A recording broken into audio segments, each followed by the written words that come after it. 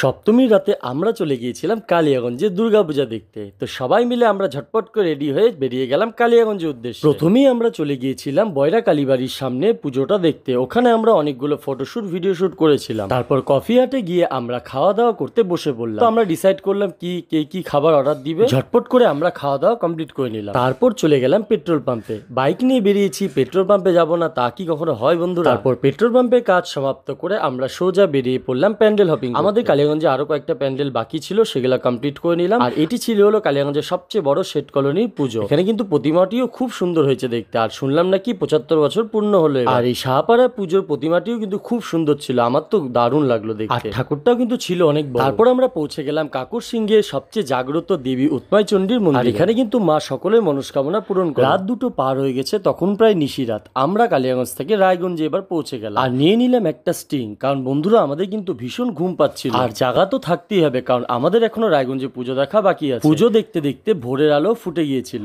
তারপর সেই আলোতে আমরা পুজো বাকি প্যান্ডেল গুলো কিন্তু হপিং করা শুরু করলাম। ঘুমটা ভাঙানোর জন্য আমরা হাসাহাসি আর কি ফাজলামি করে আছি। যেহেতু সকাল হয়ে গেছিল সেই জন্য আমরা কিন্তু রায়গঞ্জের সবগুলো ঠাকুর দেখতে পারি। যেই কটা সামনে ছিল সেই কটাই দেখে কমপ্লিট করলাম। তারপর সূর্যি মামা উকি দিয়ে দিল। আমরা আবার আধা রাস্তায় দাঁড়িয়ে একটি চায়ের দোকানে নামলাম। সেখানে আমরা দুধ চা অর্ডার করে নিলাম। আজকের মতো ব্লগটি এখানেই শেষ করলাম। আবার দেখা হচ্ছে অন্য কোনো পুজোর ব্লগ নিয়ে। ভালো থেকো, টাটা।